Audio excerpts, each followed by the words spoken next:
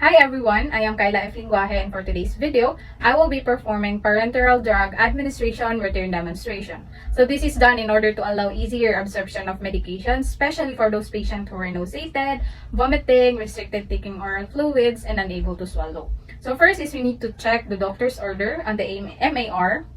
This is to confirm the medication ordered. Now check the label against the MAR. This is to check if the correct medication is being prepared.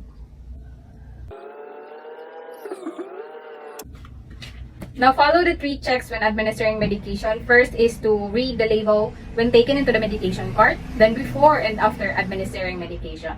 Then organize the equipment. This is to promote the efficiency of the procedure. So first, let us begin. Now first, let us perform hand hygiene. This is to prevent infection and cross-contamination. Then, prepare the vial and confirm.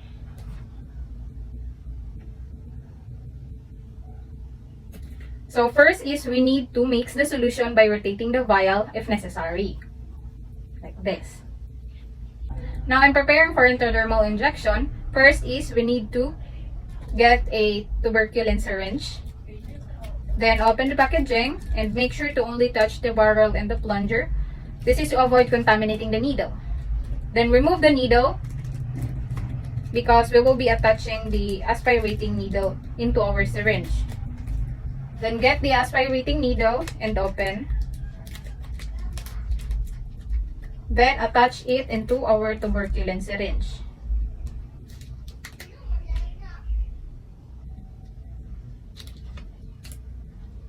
Now, open the protective cup of the vial and cleanse it with antiseptic solution or a cotton ball soap with cleansing solution.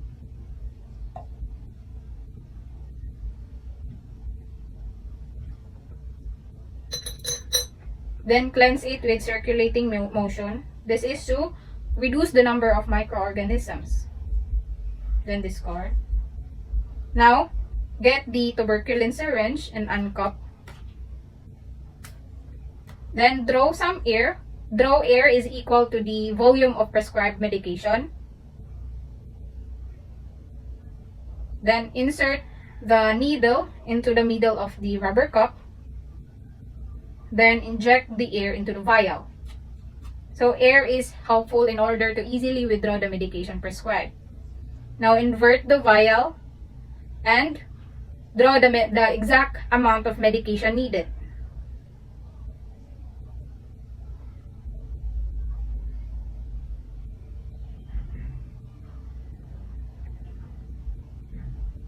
Now, uncup. Now remove the aspirating needle and replace it with the right size needle that we'll be using for medication administration. Discard it into the sharps container to avoid needle injury.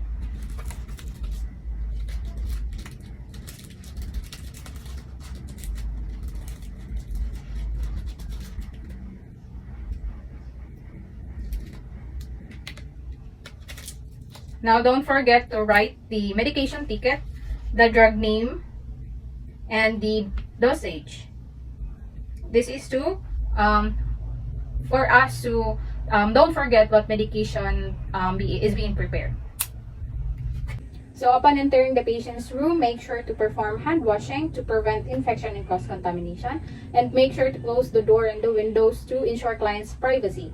Now, introduce yourself to the patient, verify the patient's identity, and explain the procedure to the patient to gain her trust and full cooperation. First is we need to check the medication order, which is more reliable than the medication ticket. So, hello ma'am, good morning. I am Kyla Linguaje, your student nurse for today. May I see your wristband, please? Please state your name and your birthday, ma'am. Okay, thank you so much. So, today, ma'am, your doctor ordered for a skin testing. So, I will be injecting a small amount of medicine into your skin to check if you're allergic or not with the medicine. Will that be okay with you, ma'am? Okay, so that's great. So, now perform hand hygiene and then wear the gloves.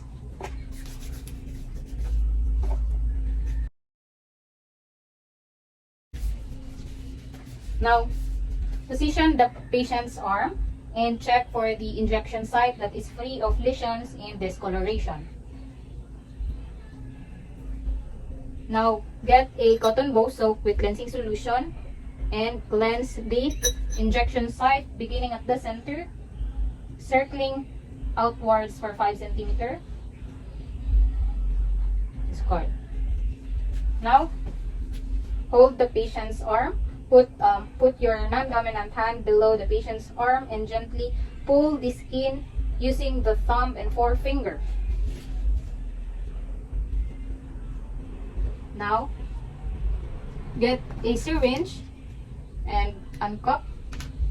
Then hold the syringe using the thumb and forefinger with the needle, with the bevel needle pointing up.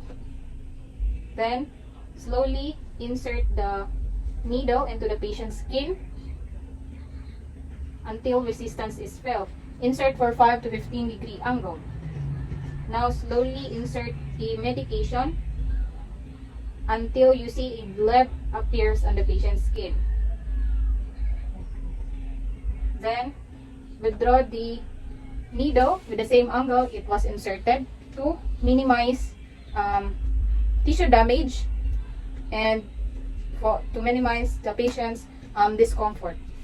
Now get a cotton ball, dry cotton ball, and put it on the patient's skin. Do not massage the area. And encircle the bleb using a black or blue pen.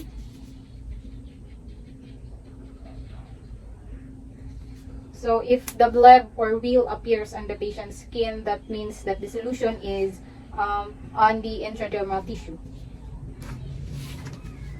So, ma'am, now that we're done with skin testing, please do not massage the area and please do not erase the mark. Okay, ma'am? Thank you so much for your cooperation, ma'am. Then, make sure to write the medication card, the site, and the due time for reading. It will serve as a reminder for the nurse with the procedure done.